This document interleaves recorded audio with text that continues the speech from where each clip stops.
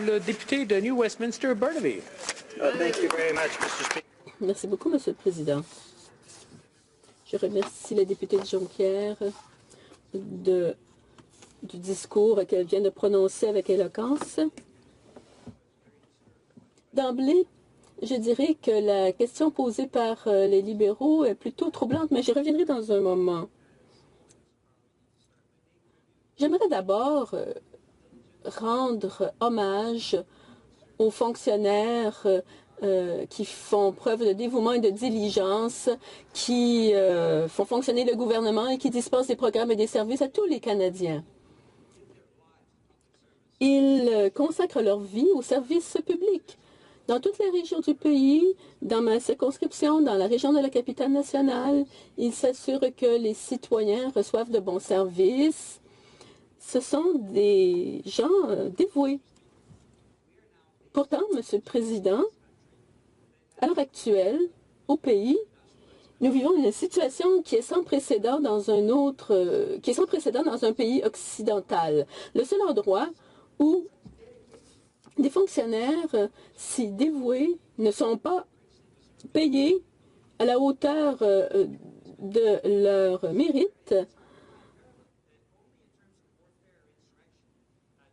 C'est sans pareil, c'est sans précédent. Ce n'est que dans des situations de conflit armé que ce genre de choses se produit d'habitude.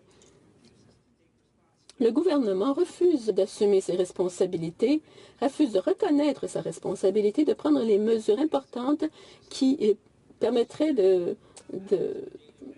corriger, combler les lacunes. Je reviens à février 2016. Le gouvernement libéral, qui était déjà au pouvoir depuis quelques mois, a décidé de lancer le système Phoenix. Nous venons d'entendre une question troublante d'un député libéral qui a laissé entendre que les libéraux n'étaient pas responsables. C'est plutôt déplorable. La responsabilité gouvernementale est au cœur de notre démocratie.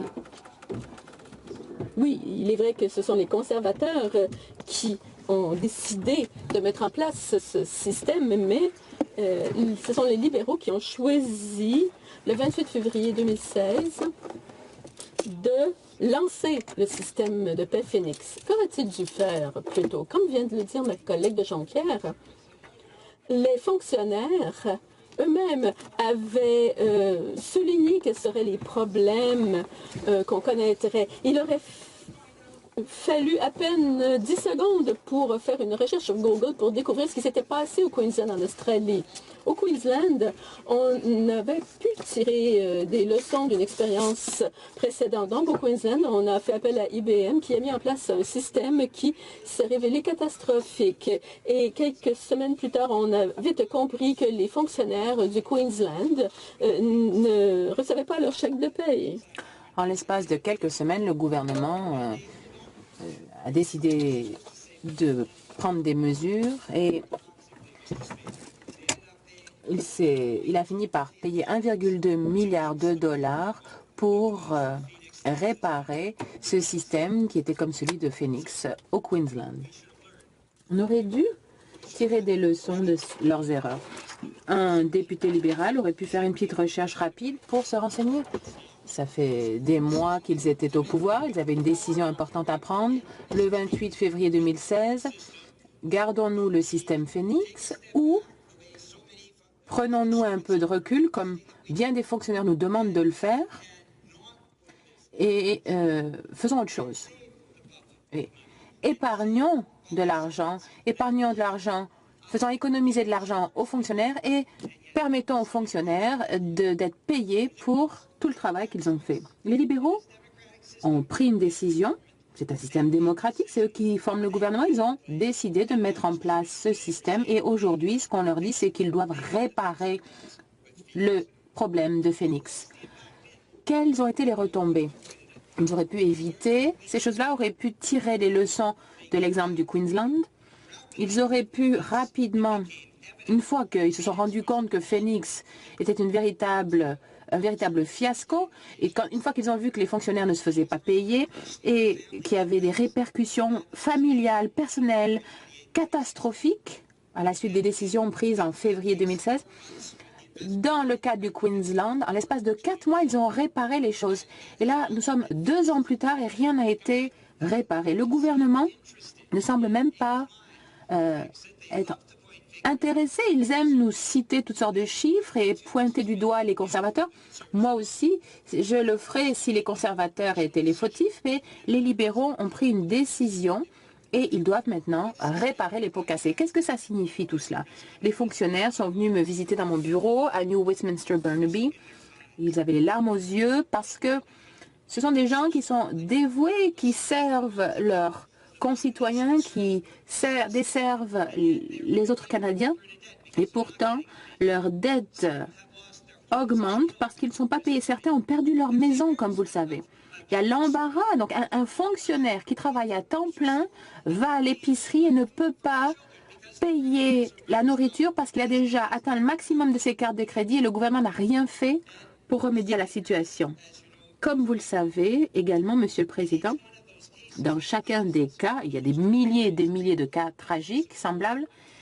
C'est très dur pour les familles, c'est du stress émotif, c'est dur pour les personnes. Vous voyez, c'est une chose que de travailler à temps plein et de ne pas être payé, mais en plus, si vous ajoutez à cela le fait que le gouvernement libéral a décidé, bon, lorsque les paiements sont trop élevés, plutôt que de faire ce que font les prêteurs usuriers, il n'y a pas à en rire lorsqu'un fonctionnaire reçoit un chèque de paie qui est plus élevé que ce qu'il ne devrait être, plutôt que de demander le même montant qui a été versé en trop, le gouvernement libéral a augmenté ce montant. Alors oui, le fonctionnaire dans ces cas-ci a été payé en surplus, mais maintenant, il doit rembourser beaucoup plus d'argent que ce qu'il n'en a reçu. Et ça, encore une fois, c'est une décision qu'ont prise les libéraux. Et c'est ce que vise notre motion. Nous disons que ce genre d'activité doit prendre fin, doit cesser. Ce n'est pas juste les répercussions que ça a sur les personnes ou sur les communautés. Comme vous le savez, des villes comme Prince Albert ont écrit au gouvernement pour dire que ce n'est pas juste les effets sur les familles et les fonctionnaires, mais sur toutes les communautés, les entreprises aussi, les commerces en ressentent les conséquences. Les entreprises locales ont du mal à joindre les deux bouts parce que le gouvernement refuse de réparer le système Phoenix. Les retombées vont donc atteignent différents niveaux. Je vais encourager tous les conseillers municipaux qui nous écoutent aujourd'hui ou les téléspectateurs et les gens qui nous écoutent, je les encourage à contacter leurs conseillers municipaux, comme l'ont fait les habitants de Saint-Albert, pour qu'ils écrivent au gouvernement fédéral pour l'encourager à réparer le système. Les répercussions et les retombées ont été tragiques à bien des égards. Pourtant, ce sont des travailleurs qui vont au travail tous les jours pour servir leur pays. Tout ce qu'ils veulent en retour, c'est un chèque de paye juste pour payer le loyer, payer la nourriture, s'occuper de leur famille. Ce n'est pas trop demandé. Et pourtant, ça fait 2 ans que ça dure, que ce fiasco dure. Le gouvernement refuse de prendre les mesures qu'a prises le gouvernement du Queensland. Le gouvernement du Queensland y est arrivé en 120 jours. Oui, ça a nécessité de gros investissements, mais comme le vérificateur général nous l'a dit, le gouvernement fédéral a laissé pour compte tous les fonctionnaires. Ça va coûter des millions de dollars supplémentaires, cette mauvaise décision. Mais il faut néanmoins réparer le système. Les fonctionnaires doivent être dédommagés, ils doivent être payés. Les députés libéraux vont devoir décider lorsqu'il va falloir voter. J'encourage les fonctionnaires partout au Canada. Vous travaillez fort. Prenez le téléphone, appelez votre député, envoyez-lui un courriel, dites-lui appuyez cette motion.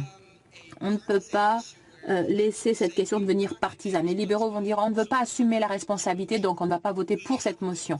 Non, il faut réparer le système de paye Phoenix. Il faut respecter nos fonctionnaires. Il faut respecter les communautés, les collectivités qu'ils desservent. Il faut respecter tout ce monde-là et adopter cette motion cette semaine. Tous les députés vont devoir décider. Vont-ils décider de choisir la politique ou alors vont-ils décider d'appuyer les fonctionnaires qui travaillent fort et qui sont l'épine dorsale de la fonction publique du Canada et de notre administration? Questions et commentaires.